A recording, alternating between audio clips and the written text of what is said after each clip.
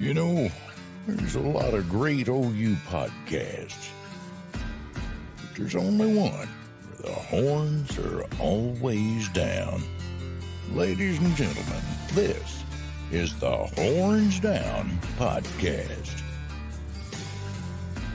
What's up, everybody? I got Chris Mason with me tonight for another episode of the Horns Down Podcast. Definitely excited about this episode. Always excited about recruiting.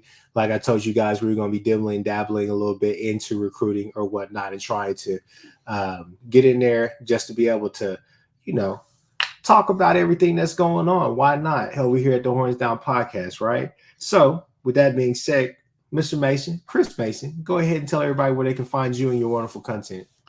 Yeah, so they can find me at on YouTube, Sooners 360, my YouTube channel. They can find me on all major podcast platforms, the Sooners 360 Recruiting Podcast. And they can find my written content at patreon.com/Sooners360-817. Awesome. Well, I'm so glad that you joined us again tonight. Like I said, we're going to talk about some recruiting. May talk about some other stuff as well. So everybody definitely like, subscribe, share this channel. Go to the Sooners 360 Patreon, subscribe. What are the prices over there for everything for them to get that content? To get all of my recruiting insights and information, it is $2 a month. That's all. And if I may, Chris, he's going to give you the facts. Not going to give you any fluff, anything like that. He's just going to give you the straight, cold, hard facts of where we really stand, right? So, as you guys already know, a person I talk about a lot on my shows or any pod that I'm on, my uncle trusts this man for sure. So, so definitely excited for you to be on here. So let's go ahead and break it down, man. Let's get into it. We had some commitments over the past few weeks that we kind of, I wouldn't say overlooked. Maybe it was just an oversight on our part, though. I guess maybe that's the same thing. But we had Marcus Harris from Mater Dei, who's a 25 guy, right? Right. Top wide receiver in the state of California. Then you had another California kid commit as well in Jaden O'Neal in the 26th class, who a lot of people are excited about at quarterback. Then you had Darius Alfa-Falava, who we're going to get into some details about the offensive line. So definitely stay here if you want to hear about some offensive line recruiting. And also we had another commitment from Cortez Mills, who has superstar written all over. So with no further ado, whichever order you want to go into, Chris, I'll just let you go ahead and go from there. And it's been so good, we forgot CJ Nixon and Emmanuel Choice. Oh, yeah. Didn't he? Come on, man. So, yeah, in any particular order, just go down. Let's just break them down and tell the people what exactly we're getting with these kids. Let's just talk about Emmett Jones Heater, right? 3 wide receivers in about 10 days. The best wide receiver in California. Top 15 wide receiver from Florida, who could easily be a top 10, top 15 guy by the end of the year. And then Manny Choice from Lancaster, Texas, who's just 6'4", 200 pounds, and looks like $1 million. So Emmett's just on a heater. Chris, I'm not sure if you had a chance to look at Marcus Harris's film. Yes. That kid, it screams Sterling Shepard to me. It just. So if I may just interject real quick, I've said like a current comp will kind of be like a Farouk. I was like, the kid is he's a good wide receiver already. He has the potential to be a great wide receiver under Emmett Jones. But I heard a lot of people, I saw some people on boards or whatnot saying Joaquin Iglesias, but Sterling Shepard is what you're saying. It's all high praise, whichever way you want to go. But he just has that, just from the film, he just has that Sterling make the great play when they need it kind of look to him. Yeah. So that's kind of why I went with Sterling. Plus, he plays all over the field, slot, outside. He plays for Mater Dei.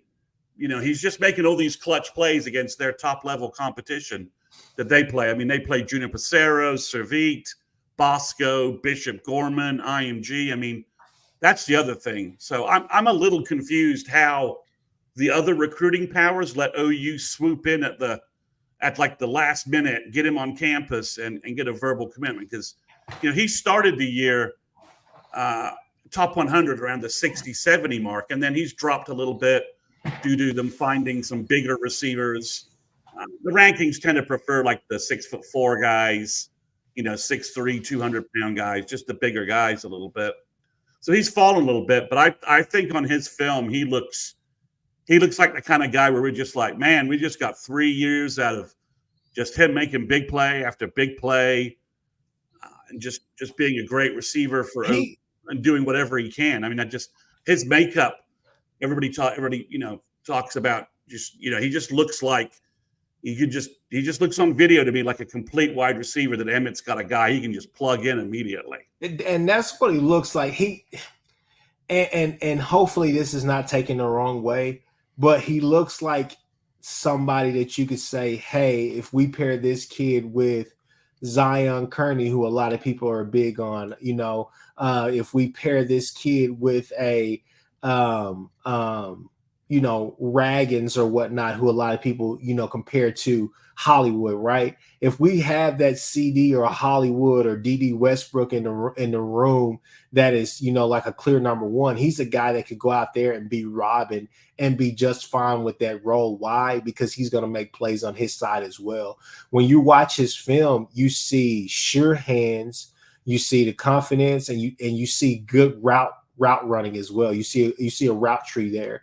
Route recognition is a couple of plays where he sort of, you can tell that he's like, nope, that's not where I need to be. I need to be over here. Yeah. Not afraid to go over the middle. He's not covered when he is covered. I mean, some of the catches he makes are pretty impressive. So that's kind of where I am with Marcus Harris. Is like, I think basically UCLA, USC have screwed up and let OU grab the top wide receiver in California from Mater Day, and that's a recruiting mistake by those guys. That's a mistake right there to let OU get their foot in the door there right there. Oh, yeah.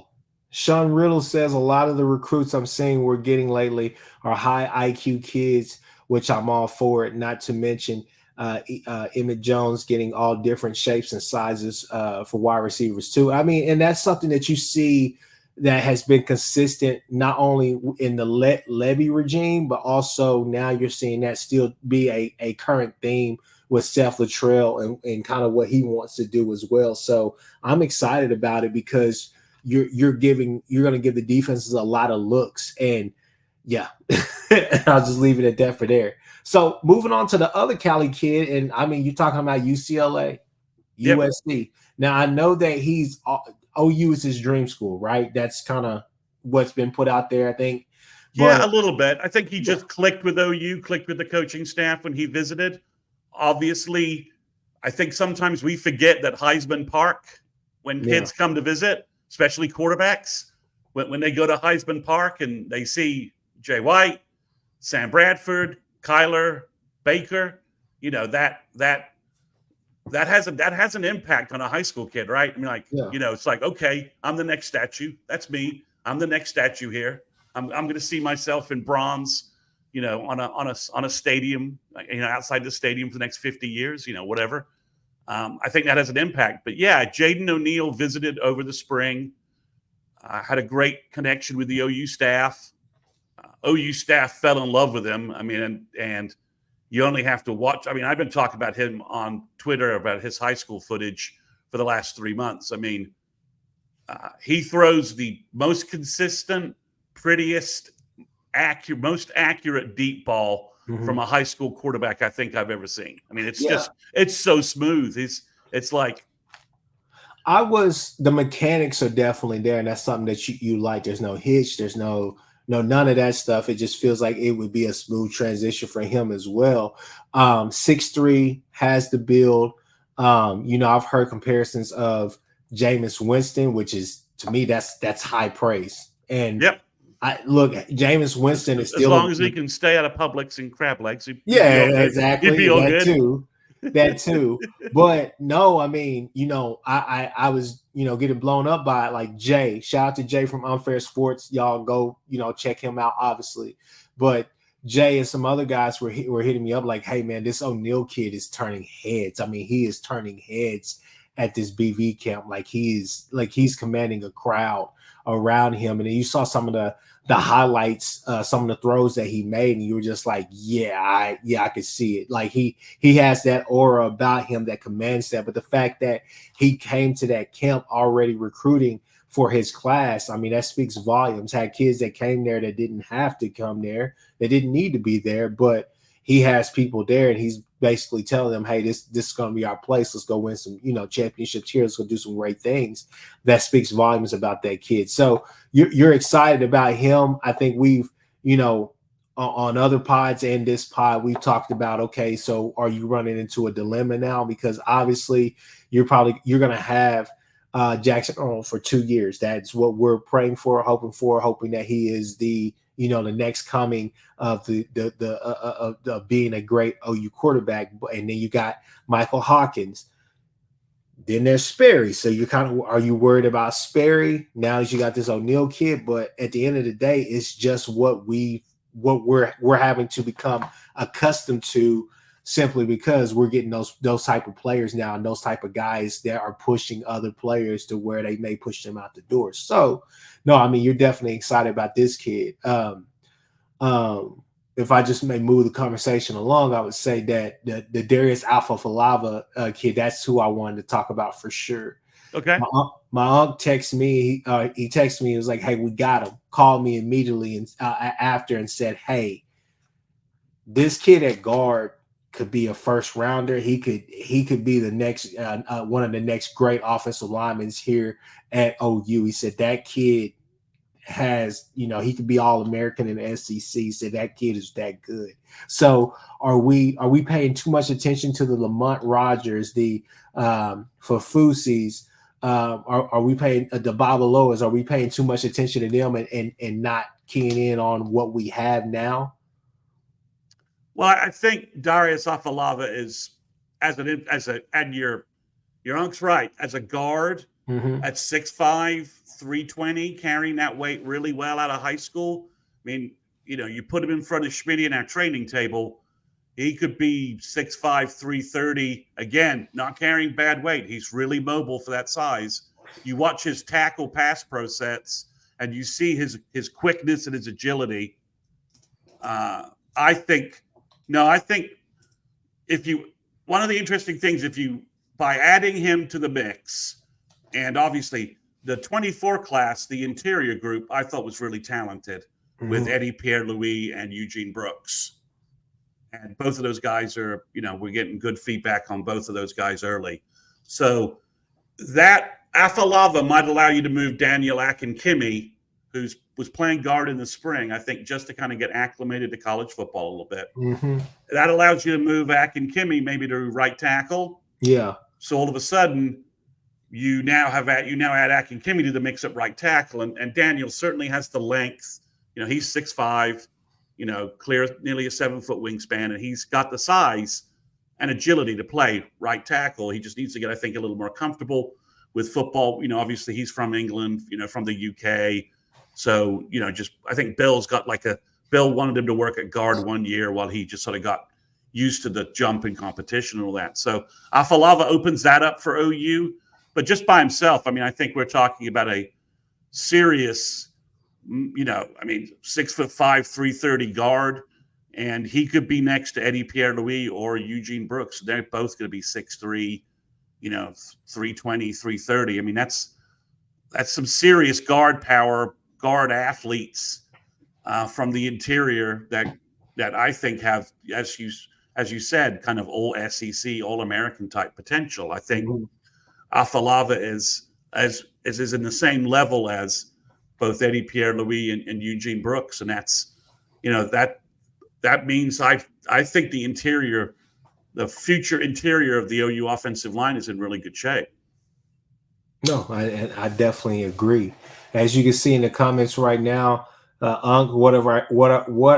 what's our chances in getting Babalola, Rogers, and Fasusi? I'm greedy. Sooner Cowboys sounds like Fasusi, excuse me, is trending towards OU, but Texas is trying to push for Rogers now. So, kind of where are we at? What's up, Trap House? Where are we at on the offensive line recruiting as far as those three, Babalola, Rogers, and Fasusi? Okay, so we have a theoretical decision date with Lamont Rogers. Sooner Scoop and OU Insider have both been kind of reporting that he's projected to verbal this Saturday.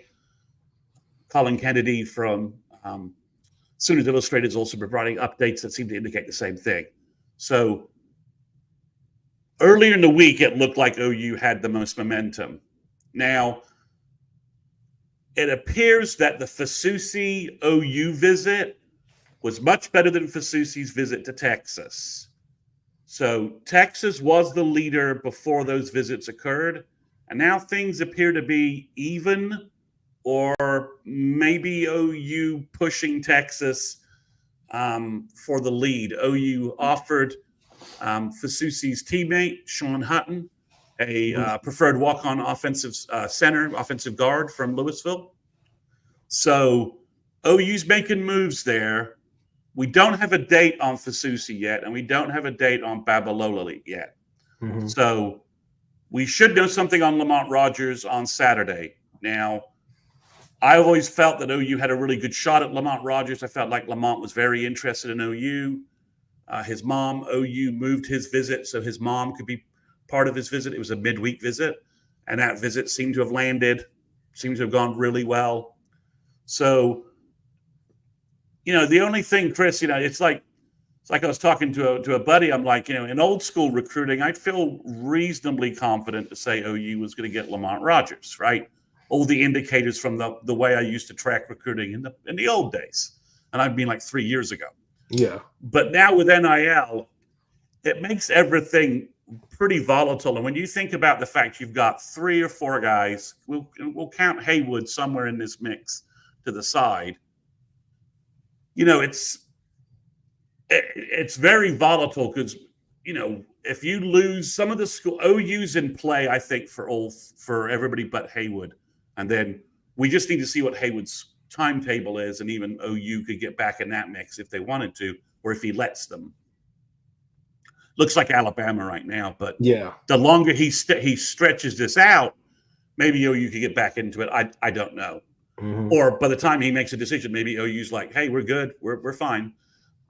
So I think that it's just so volatile between the OU's in play for all 3. They're the only school really in play for all 3. They're competing with Texas for Fasusi. They're in play for Babalola with probably Stanford, maybe Michigan, maybe Missouri. And then Rogers, they were competing with Missouri, I felt like. But it looks like Texas has got like maybe an inkling that they're behind on Fasusi, and now they're making a play on Rogers. Or, Texas is not having a great run in recruiting right now, so maybe they're just trying to work some things out, or they're trying to maybe they're just trying to plant some seeds and maybe try and flip Rogers later. Or maybe they're thinking they can do that.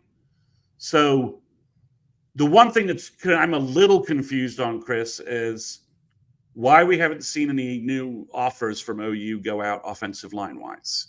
Because after Afalava committed, other than the 4 offensive tackles, OU didn't bring anybody else in for official visits and has no other offensive linemen really recruiting in play. So, OU needs 5 offensive linemen in this class after losing Caden Green in the previous class. Yeah. You just need to sign 5 guys every year with the way the portal works and everything else. So I'm a little OU is either somehow weirdly confident they're going to get 2 of these tackles, and that's why they're not offered anybody else, or they want to just see how these tackles play out before they make some additional offers. So if they get Rogers, mm-hmm. I think if they get Rodgers on Saturday, I think there's a good chance that increases their chances of getting Fasusi. What time is Rodgers committing on We don't have a time yet. We know when Amarian Robinson's committing. I think it's 4:00, 4:00 Central Time, but we don't have a time yet for Rodgers. He's not really the social butterfly on social media that some of the other guys are. He doesn't post a lot of content. So why do you feel confident that if he signs, then Fasusi will sign? I don't feel confident. I feel like OU's chances. Some people feel like, OU can only get one of these tackles, right? That's it. I feel like if they can get Rodgers, that Fasusi has enough connections with Rodgers. You can play different. Fasusi can be a right or left tackle. Rodgers probably is a left tackle, maybe. Could be right as well. That they can make that work. And I'm reliably informed that OU has the NIL money for two of these guys. Yes, no, yeah, and that's been a word out there, is that NIL is not the problem. It's just getting the guys, right? Yeah. What about, and I don't want to overlook this kid before we move on to like Cortez Mills, but and I'll ask you a couple more questions about the offensive line. What about Sean Sutton? Like I hear really good things about him, even though he's going to be a PWO. I hear really good things about him. It's actually Hutton. It's Hutton. Oh, Hutton. Excuse me. I'm sorry. But yeah, he's 6'3", over 300 pounds. His film's really good. He's a big brick in the middle of their offensive line in highlights. He's not getting pushed around. He's not getting shoved in the backfield. He's consistently up, blocking, controlling what's going on in the middle. I think it's a very easy comp, and I think it makes a lot of sense. But it kind of has Eric Wren written all over it, the walk-on center who OU redshirted Creed Humphrey because of Eric Wren. I think probably the last person to steal a line from somebody else. The last person who kept Creed Humphrey out of a starting lineup in football. Right. So, and he was really good on the 15, 16, 16. I think 16 and 17 teams. He was really good at center. Big guy, 6'3", 315. So I think, if you want OU to sign 5 offensive linemen, and I think this one preferred walk-on will give you 6 guys that can really play. He could play center. He could play guard. Hollenbeck also falls a little bit in that medium range of what he can do. Yeah. We forget sometimes Hollenbeck's in the class, and he's huge. He may need to slim down a little bit, but usually talk about adding weight, but Hollenbeck is just massive. So I think Hutton's a good addition. Again, he's got a lot of programs wanted him to walk on. We've got an OU connection. His dad went to OU, so that helps out. And the Louisville coaches are pretty OU friendly. So I think that's a good addition. And obviously, he's friendly with Fasusi. I don't think it's the deciding factor, but if you start knocking away at UT's lead and you add that into the picture, then I think it certainly helps. But this is not a throwaway, I'll ignore this kind of guy. It wouldn't be a shock to me as a redshirt junior if he's not, in the 2 deep, perhaps pushing to start at center. Yeah, no, and those are things that I've heard about this kid, is that you're not just taking this kid because he's friends with a few of the guys that you're recruiting heavily. Right. You're taking this kid because you saw good things on film, right? So when it comes to Saturday, I mean, let's just be honest. How confident are you that we're going to land some commits? Well, I think the odds on Amarian Robinson are pretty high. There's forecasts in. OU's done a great job recruiting him. He's the natural second safety in the class to go with fellow Arkansas high school player Marcus Wimberly. Wimberly's a little bit more of an in-the-box safety, but Amarian Robinson is one of those hard-to-find safeties who's comfortable playing center field and, breaking on the deep pass, cutting in front of wide receivers. And he's really, his first couple of highlights are kickoff returns and punt returns. He's really athletic. I mean, he's got a lot of speed and a lot of, just quickness. So I love him as a prospect. And Chris, he dominated at the recent Rivals 5-star event. He was the defensive back MVP at the event. So he looks like he may be jumping up into the top 100 composite kind of territory. So I think OU lands Amarian Robinson, and he's really the only safety, only D-back left on the board really for OU.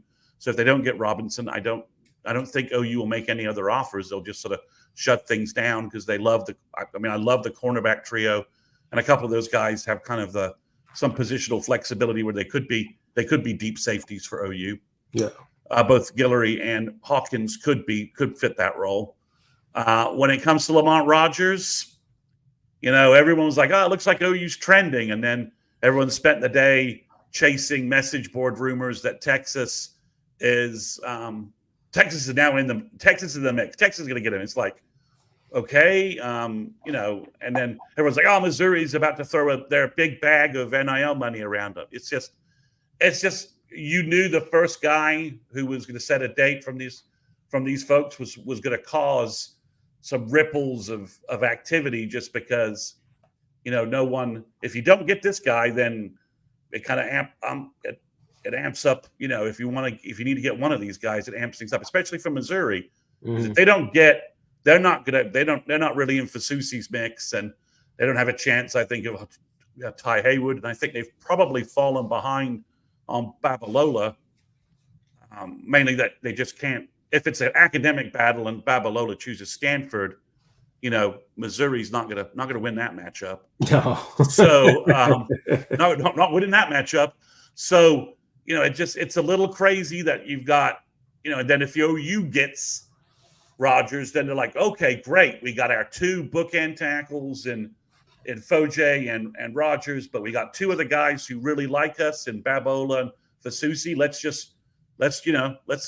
Let's let our heater ride, and let's try and get another one. So yeah, I think right now, based upon two pieces of information, Mom had a great visit, and Rogers has been to OU 4 or 5 times. He's built a strong relationship with Bill Bedenbaugh, I think perhaps folks in his circle he's enrolling early, or at least he's going to try get his academics together to enroll early based upon reports. I think there are folks in Rogers' circle that want him to be developed by Bill because they know he has perhaps maybe the highest ceiling, but he's not quite as ready as Fasusi or Haywood is right now. So yeah, no, I definitely hear you on that. I'm just excited. I'm ready for it to it's gonna ramp up and it's almost that time. And I think it's like Christmas. It's O-line recruiting Christmas on Saturday. Yeah. If you can get Rogers, you are 80% complete of what you need to get accomplished this year. You need another tackle. You need another offensive lineman in the class, 5 scholarship guys. And if you could finish that with either Babola or Fasusi, we should be. Was it Jay Norvell that used to do the cigar? Oh yeah. Break out the big cigar. We should need to get a picture of Bedenbaugh with the big cigar smoking it, because it would be the number 1 offensive line class in the country. And I just mentioned how well I think interior offensive line is for the future with Ozetta, Iasosa, Eddie Pierre-Louis, Brooks, and now Afalava and Hollenbeck. If you could pick up 3 tackles to go with Autry Dent, Akin-Kimmy, and Logan Howland, and then you've got 3 elite guys, a couple who are probably going to enroll early, and all 3 may enroll early. If you get Fasusi, he could be in the offensive tackle 2 deep next fall if you got him. I think he's that ready. He's that ready. And like I said, I'm really excited about it. High school camp have those started yet? Okay. When did those start? At least here in the state. Usually, I think it's everything is sort of timed to hit the dead period for the high school coaches. So, I mean, for the college coaches. So I think it's around August, late July, August. I can't imagine how hot those camps are going to be in Oklahoma and Texas this year. But that's when I would imagine the high school camps will start, just because that's the way the recruiting schedule is set up, right? Yeah. August is a dead period. Kids can make decisions, but coaches can't visit them. They can't visit campuses. And it's time to, you know, and a lot of high school coaches are sort of pushing their players, their top players, to, hey, commit before we start playing ball. So that way you're focused on our season and you've got this decision out of the way, right? That you're not worrying about this any longer. So somebody in the chat asked about Jonah Williams. And so I think as Sooner Cowboys, Jonah Williams will probably make a November commitment, or he will announce in the All-American game. All I got to say about that is maybe that ship is sailed, buddy. I don't know. Well, if it has, that's fine, right? If you get a Marion Robinson, then you don't worry about it. But sometimes kids, you know, they look at lots of places, but when it comes to, like, you know, what I crudely call nut crunching time, they work their way back to the schools they liked at the beginning, right? Mm-hmm. Like Rogers, like everyone was saying, Rogers going to Missouri, he's going A&M, you know, and then all of a sudden he visited OU, and we're getting down to decision time, and now all of a sudden the fact that OU's had a longer relationship with him, he's been to Norman more times than anywhere else, his mom's been with him to Norman more times than anywhere else, all of a sudden those things start to bubble back up. So maybe Jonah Williams decides, he hasn't taken an official visit to OU, so OU could, if he does decide in November or at January, OU can say, well, you know, you've got unlimited official visits. If OU gets a Marion Robinson, their DB recruiting is basically over for the year. Yeah. So they, you know, Brandon Hall and Valai can say, well, let's just work on Jonah for the next 2 months and get him, see if we can get him on campus. And if you get him back on campus, he's never been to a game, so you get that experience. You know, you'd have the Tennessee game in late September. You'd have the Alabama game in November. You could bring him in for just a huge experience. So I don't think it's over as long as the kid is talking about stretching it out. There's been some predictions of him going to Oregon, which doesn't make a lot of sense from their baseball program. I can't say I follow college baseball heavily to be an expert, but I know enough that Oregon's not good at baseball. I would love to have the kid. Never gonna turn away a talent like that. But for me right now, I'm just like, hey, I'm focused on the guys that I know are heavy on us. And I know sometimes it's a marathon, it's not a sprint, but I just kind of it's definitely a marathon, not a sprint. Yeah, I circle the wagon a little bit quicker than others, but we'll get back to him because there's two other things I want to talk about with the recruiting. Next one, since we talked about the offensive line, let's move on to the wide receiver that we just got. Well, obviously we could talk about Manny Choice as well, but I want to talk about Cortez Mills especially. But Manny Choice, I like Manny Choice. You know, I told Jay, again, I'll plug his show on Unfair Sports. I say, hey man, I was like, when you watch him, he gives you a Mikey Henderson feel to where he just can do everything on the field. Like, it's not one thing that he can't do. It's not one thing that I'm going to say that he's great at. I don't think I hear that he has sneaky good speed, right? But he's a guy where I look at him and say, man, you could put him in any role and he will excel at it. That's not one thing that he can't do out there on the field. He's Mr. Do-It-All. I get a lot of Nick Anderson vibes. Okay. Yeah. I mean, just, you know, because sometimes big wide receivers, all you see in high school highlights are like, you know, fades in the end zone, jump ball passes. It's all just sort of what I crudely, maybe amateurly call like big wide receiver stuff, right? Yeah. Like he's playing like big wide receiver stuff. And that's what that, and when Ivan Carrion verbaled his junior year film, like that's all he got. Like it was all jump passes. He wasn't separating, you know, it was all like end zone, you know, hey, let's just throw a jump ball in the end zone and have Carrion catch it. So then Carrion's junior year film, his senior year film was much better. He was making plays all over the field, run after catch stuff. So I was like, oh, okay, maybe Emmett Jones knows a lot more than I do. Not a big surprise there. So when I look at Emmanuel Choice's highlights, he's doing like small wide receiver stuff. Mm-hmm. And, he's got some of that, the wide receiver screens, slants. He's just, he's doing like the big stuff, like, he's high pointed passes in the end zone, jump balls, fade routes, all that kind of classic stuff. But he's also doing the small wide receiver stuff. Well, Sean Riddell, you are right. Elijah Thomas is the guy, but he's already been verbaled for a year. So, did you notice how well Manny Choice loved to block?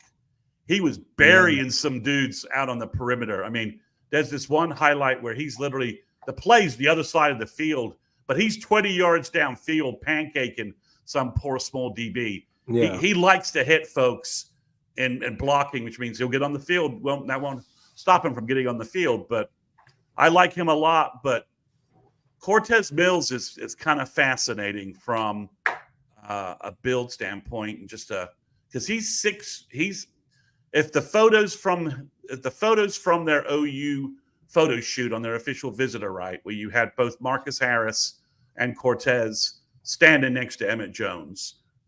So Cortez is 2 inches taller than Harris, but his arms are much longer. So we're talking about a kid who's maybe got more like a 6'4" wingspan of the wingspan of a 6'4" wide receiver. And you watch his film, he's, again, like Harris, he's all over the field. He's going deep. He's going over the middle. He's making those tough catches over the middle. He's accelerating from guys. I love Mills and Harris. I think this is sort of highway robbery by Emmett Jones from the left coast schools, and now Clemson really needs Cortez Mills if you think about their wide receiver core. I know they got Bryant Wesco last year, and he's probably poised for a big season with them. But if you think about the lack of variety and lack of impact guys in the Clemson passing game, losing Cortez Mills to OU, that's a blow. That's a huge blow. When I watched his film, I said he jumps off the screen to you because he has, to me, and you can say it's for a lot of the wide receivers in this class that we're getting, but with him, man, I was like, he has big play ability every single play. I was like, that's how dynamic he is. He'll catch it in traffic. He'll catch it over you. He'll jump over you. He'll do everything. He makes some really, really athletic type plays. I saw some people calling him Baby Odell, stuff like that. But there's a play he makes that is a little. This is hallowed territory again for you fans. There's a play he makes that's a little CeeDee Lamb-like. There's one pass over the middle where he goes so high and extends so much to get it. You're like, how the hell did he just make that catch? Yeah. And that's, if you think about CeeDee, that was kind of CeeDee's thing, like UCLA game. CeeDee always good. How are you making that catch? So, CeeDee was maybe 6'2", 180 when he came to Norman. Yeah. Something like that. 6'1.5", 175, 180 pounds. So Mills, wouldn't shock me if Mills isn't, by the time he leaves Norman, like 6'2", 190, 195, and just he does have sticky hands. Sean, you're right. Sean Riddell, you're right. It's a great wide receiver group, right? I think Elijah Thomas is a top 100 guy. Cortez Mills is a top 100 guy. Marcus Harris should be a top 100 guy. They're all three of them can play all over the field, slot, outside. They've got speed. And then you add Manny Choice to the mix, who's a big receiver. So it's a little bit flipped from last year when we got Carrion, Kearney, Daniels, and Reagans. Mm-hmm. I just love the mix of guys, right? If you we're talking like an 8-9 man wide receiver roster and comparing it to like basketball, right? Like we got Carrion as our shot blocking rim defender, center. And then you've got Kearney and Choice as your fours, athletic fours. And then, I don't know, continue the analogy, something like, Elijah Thomas and Mills are your wings. And then you've got like Reagans and Grayson Harris and Daniels as like your super fast point guards. So, I'll be honest. I don't know that OU's signing 5 wide receivers again. Mm-hmm. They tried last year, and Dozie Ezukama in December kind of dropped off. Yeah. So Will OU sign 5 wide receivers this class? I don't know. We'll have to see how that all shakes out. But I love the 3 additions this year, and I love Elijah Thomas. Grayson Harris to me is a slot. And he's a dedicated slot, so he's a little bit of a one-trick pony.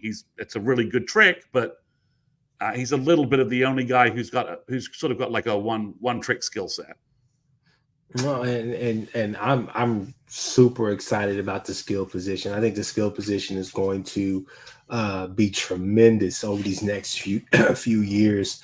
And I think it's also a really good sign that to me, what it tells me is that Emmett Jones is confident in his guys being able to get to that next level, if you get what I'm saying. Yeah. Meaning that guys are going to be leaving, not staying all that much around Norman now. This is. Yeah, I think we all won't be shocked if Anderson, Burks, and if he could come back from his knee and Andrew Anthony. Farouk's graduating, right? But Farouk is an NFL wide receiver too. Yeah, OU could have 4 guys. I mean, if Burks and Anderson hit things there, I mean, they're day 1, day 2 kind of talents at wide receiver. I would say that just so everybody knows, if you haven't read the tea leaves or seen the notes or whatnot, it seems like Andrew Anthony is making some really good strides to be back. Yeah. Hit a setback at spring, right? He had a setback at spring, but now he's saying he's making good progress. I think you probably see him Tennessee, maybe Tulane, most likely. I think you get through those first couple of games. And we forget that Anthony. Maybe I'm being too. I got my crimson glasses on. I got my crimson hat. I don't know, Chris. If Anthony doesn't get hurt, I don't think OU loses those 2 road. Maybe they drop one of them, but I don't think they lose both of those road games. I don't either. And we talked about this on the pod. Everybody in here knows that I've said it plenty of times. It's like when Andrell Anthony went down, Levy didn't know what the hell to do anymore. That's what his offense. And Gabriel didn't, and it took him a little while to get back in speed with Gibson, and he obviously had Drake, but it was like I don't quite know where to go next, and it took him a little while to get to, I think, fully get integrated with Anderson and Gibson as a replacement for Anthony. You get upset, and I don't want to just beat the dead horse over the head, but you get upset because you watch the OSU and the Kansas game, and then you go to West Virginia. And to me, I think West Virginia has a really stingy, grinded out defense, and you made them look mediocre. And I'm just like, that's because you were playing vertical football. You just got up the field. You weren't sitting there waiting. I don't know. Another story, another digression, but exactly. But we forget how good Andrell Anthony was the first 6 games of the year, looking like a 900-yard, 1,000-yard season, and just look. I mean, he looked every bit like what was Michigan thinking losing this guy. So no, he did. He turned heads. He did everything he needed to do. So. But I would say that I think you can ease him back because I think you're going to have enough talent out there with Farouk, Gibson, Anderson, Burks. I think when you put guys like, if he's healthy, Brennan Thompson, the Kearneys, the Ivy Young Carry-On, I think they're one of those freshmen is going to get some time. Pettaway, we keep forgetting about Pettaway. Everybody looks over him. I think that you have enough talent right now to where OU needs Andrell Anthony to get to where they really want to get to. But I think you don't have to have him right away to stay afloat to get to where you're trying to go. You get what I'm saying? Yeah, so, they can work him back. Yeah. They can work him back, they don't have to. They know what he is. They know what he can do. We need to get the other guys some, to get some game reps and get them ready to go, and just in case injuries need them out on the field. But yeah, it'll be the wide receiver core.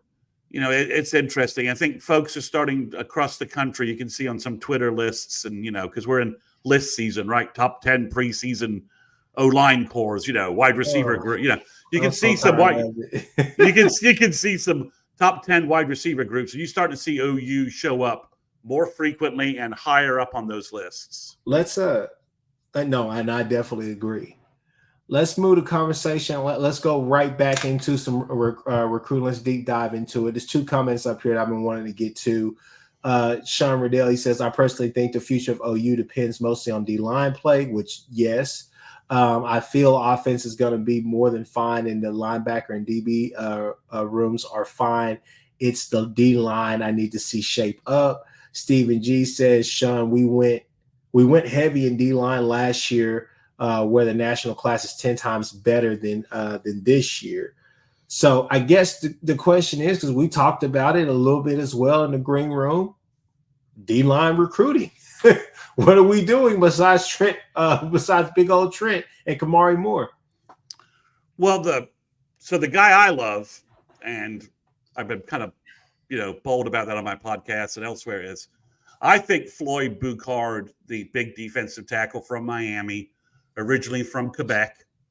So he was in rural Alabama last year as an exchange student playing football, basically. And he moved to he changed schools to Miami. I think once you get film of him in Miami, folks are gonna be like, whoa, he's 6'4", 300 pounds, very mobile.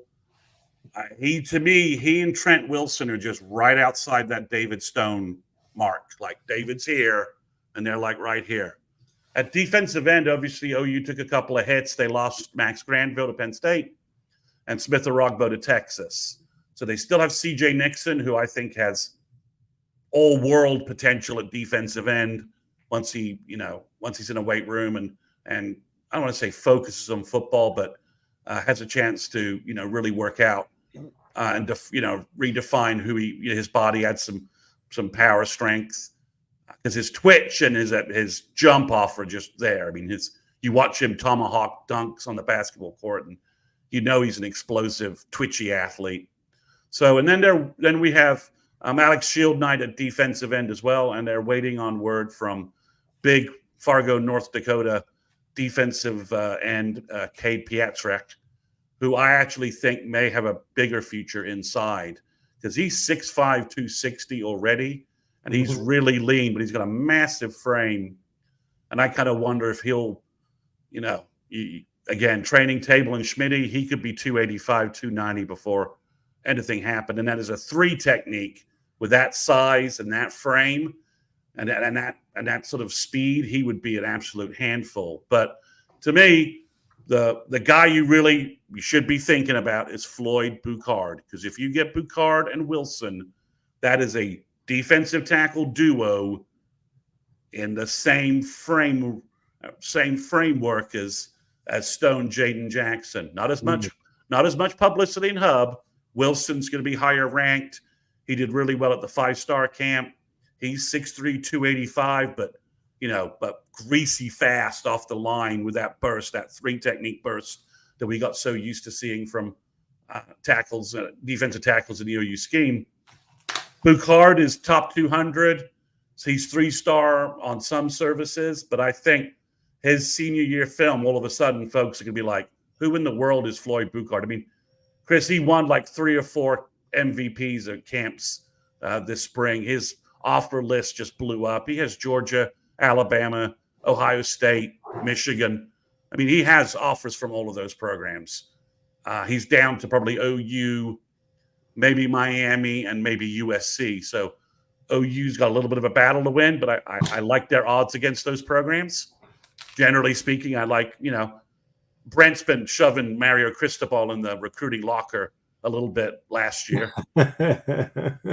And rightfully so, simply because if anybody should tell Venables thank you for anything, it should be Napier and Cristobal, because whatever shadow that he's cast over them, that's all people really pay attention to. They don't pay attention to anything that's going down there in Coral Gables or the swamp, right? So I'm famous for saying that Mario Cristobal is the worst game day coach in America. Oh my gosh, yeah, that rings true. That rings true. I mean, that rings true. But to use an old airplane reference, the movie, to show how old I am. Shirley, and don't call me Shirley. Shirley Todd Bates can out recruit USC for a defensive tackle he wants, right? Yeah. I mean, surely he can do that, right? I mean, come on. He's got to be able to pull that off. What let me ask you this, because and guys, we're almost out of time. Make sure you like, subscribe, go to the Patreon, go to the Sooners 360 Patreon. It's only $2. Go and subscribe, get this good content right here that you're getting right here, right now, Horns Down Podcast. Go get that stuff. But what is there any shockers out there? Is there anything that's surprising, anything that you see that's slowly developing, rapidly developing, that's coming out of left field that we should be aware of? For OU? For OU. Hell, if you want to put something out there that's good about another team, hell, we like to. Well, I think the real story is Texas's D-line classes imploded. Yeah, they lost Myron Charles, who they thought they were getting kind of their David Stone kind of guy. Then they thought they were getting Josh Shermer. He went to Oregon. That was their Jaden Jackson kind of guy. Although for their scheme, even more important, because Josh Shermer is like 6'4", 330. So that scheme does not work without big run clogging tackles. Yeah, it just doesn't. So, and then they're about to lose Brandon Brown to LSU. It looks like their other defensive tackle verbal. So they've lost 3 D-line verbal commitments. If they might lose DeCarrion Moore to Oregon tomorrow. If they do, it's going to be if they lose him and then let's just say Fasusi was to choose OU, the UT recruiting meltdown dial would be at like 11 out of 10. Yeah. I mean, just total. But the story I think to watch for OU is not. I mean, this Christian Jones at linebacker is getting a lot of publicity. That sort of started with Parker Thune over at OU Insider, and now some other folks are starting to pick that story up since OU didn't get Mark Hennichor from California. He chose SMU. Yeah. So if OU can push his alleged timetable up and grab him at linebacker, I think that story is sort of under the radar, because I think Marcus James, who I think is the most underrated player in the class, and then Christian Jones at linebacker. James is your big whip, Big Mike. Jones is your a little bit more like Pip Lewis, or just a smaller. He's a faster linebacker, better in coverage, has those kind of capabilities to him. I think that linebacker story is floating a little around.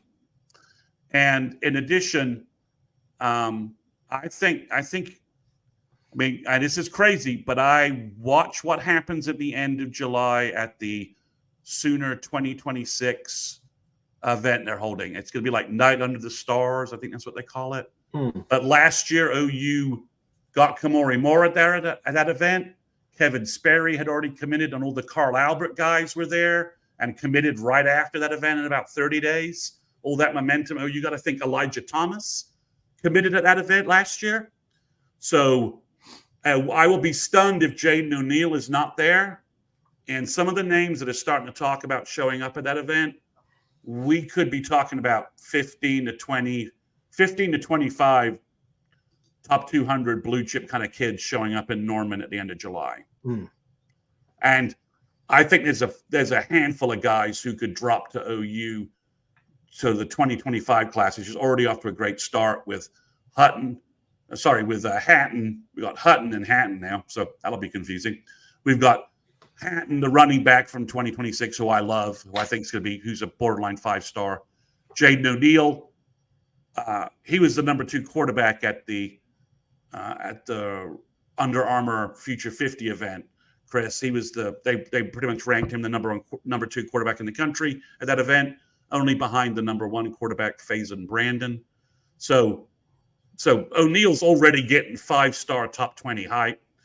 So again, Sean Riddell's right. I don't think there's 5 quarterbacks better than Jaden.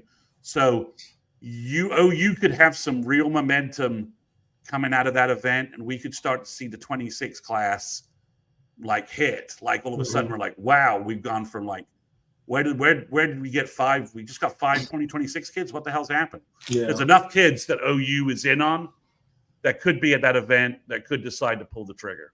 I know, having talks in the morning with my uncle, we talked about it an awful lot to where I asked him, I said, hey, man, so what do you think is going to happen with this 26 class? He said, I think that's going to be wrapped up really, really, he said really soon. He said, he said, we got our targets. We got some kids. He said, everything I'm hearing is it's all good news, but he said, we still got to get there. Still got to get these kids to commit. Still got to get the kids to campus, all the rest of that stuff. But he said, he said, I really like this 26 class, that it could be really special as well. But he said that class should wrap up really fast. You should have a lot of your kids.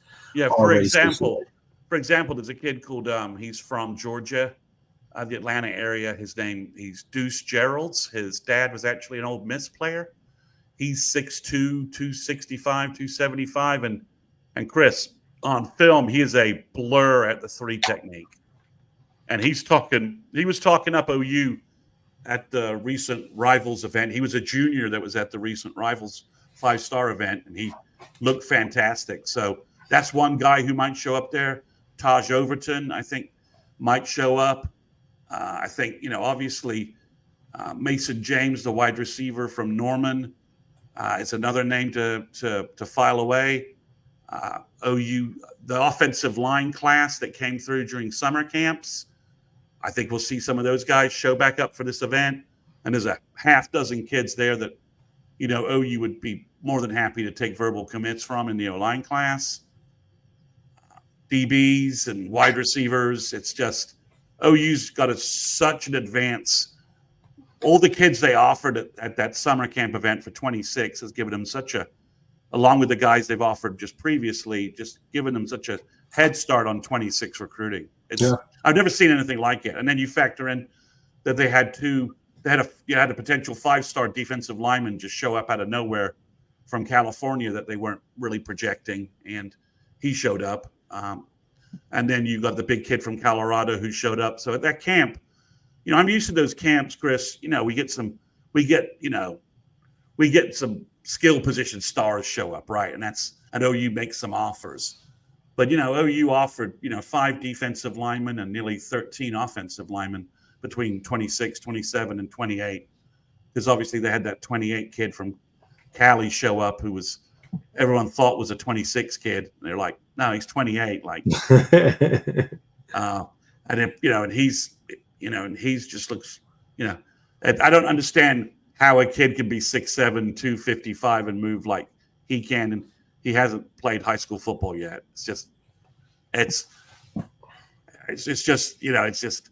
crazy, but that's what happened. So those are the stories. I mean, when I look at it, Chris, this is a quick wrap up from everybody.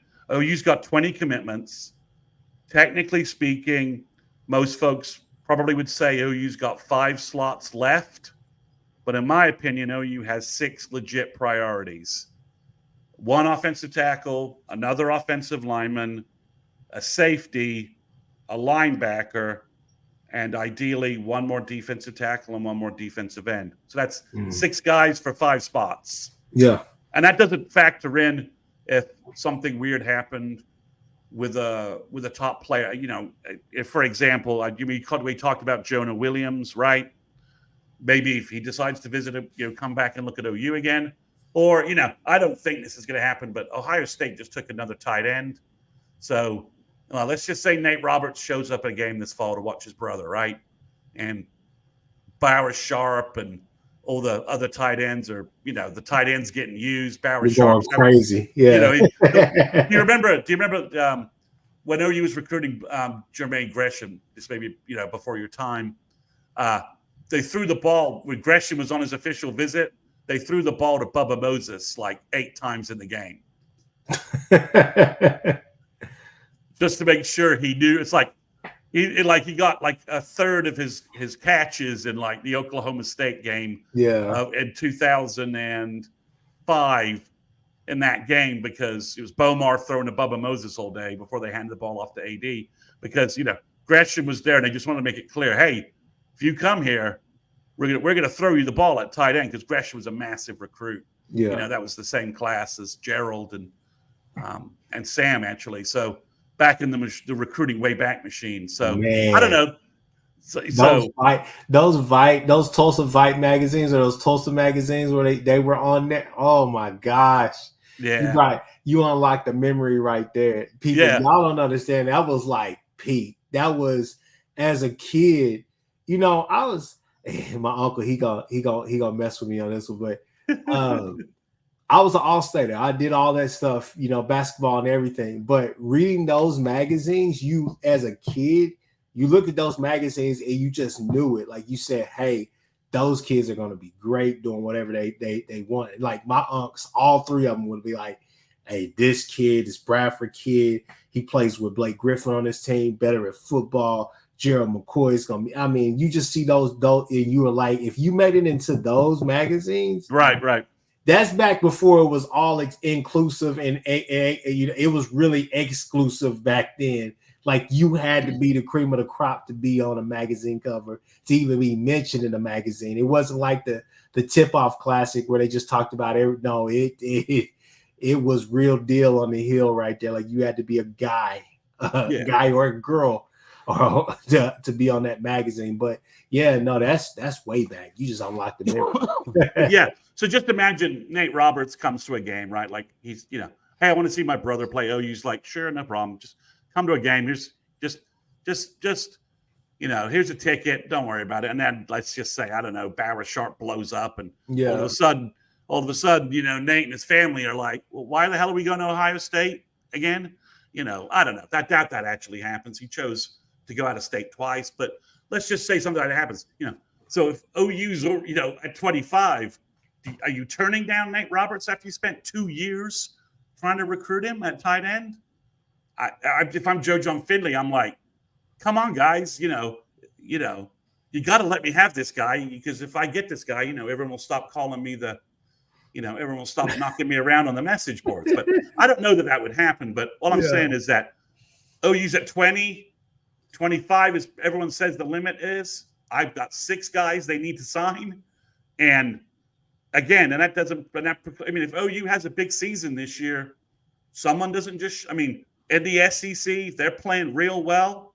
Someone doesn't want to come take with unlimited visits, and OU will have official visits to use, because like I said, they're very close. They could by July be done with 25 recruiting for the most part. Or completely, really. So, what are they going to do all fall? They're not going to just sit around. They're going to, do something. So, do we have a flyer and some guys who they've been looking at? Do they take a flyer on some guys and bring them in?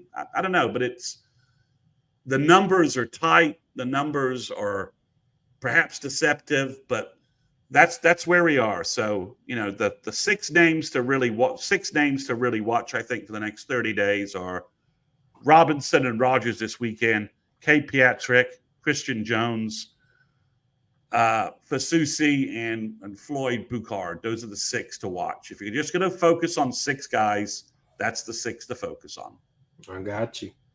Well, with that being said, we're going to wrap up. People, we've been here for an hour. Going to put this back on the screen. Chris Mason, as always, really appreciate you for coming out. You don't even have to do this, but you do, and that's big for me. So, with that being said, go ahead and tell everybody where they can find your content at. Tell them about Twitter, and then also tell them about your Patreon as well. Yeah, you can follow me at CM_Sooners360. And if you follow me on Twitter, you'll know all about the podcasts I'm doing. You'll get links to the content I'm posting on my Patreon site. You'll get links when I'm on other people's podcasts, but you'll also get the podcasts I'm doing, and also I'm doing video profiles on YouTube about the recruits. So you can see me talking about, watch their video.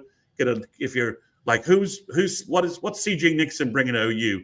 I got a quick 20-minute video, catch you completely up on that. That's on YouTube. So that's Sooners. Just look up Sooners 360 on YouTube. You'll find the channel. So that's I'm on YouTube podcasting, and if you follow me on Twitter, I'm not gonna slam you with everything. It's a curated follow. I'm gonna repost and hit you with the highlights of what's going on with recruiting. You won't get 10 links asking you to subscribe to my service every day. So, but yeah, people, please just go over there. check it out, man. It's only $2 for the Patreon. He's going to give you good content, and I'll be making an appearance and probably bring some guys over there with me as well to get on the show or whatever. We gotta make sure that we're pushing that. That's the cool thing about all the people that I do content with is that, hey, we push each other's products so dang much. So and Chris, I really appreciate you having me on and giving me a chance to yap away about recruiting for an hour, man. Yeah. Hey, look, hey, you have to cut me off. I did a guest host position the other day, and they just let me talk for like an hour and a half, and they were like, "Oh, geez." I'm like, "And if you don't shut me up, I'll just keep talking and talking, man." I'm the same way. But people, look, Horns Down Podcast, you guys know exactly what's going on. Happy 4th of July to everybody. Everybody be safe out there. When you go into these lakes, all the rest of that stuff, go have fun. Got some country boy good old times. You know what I'm saying? So with that being said, people, we are. You know, there's a lot of great OU podcasts.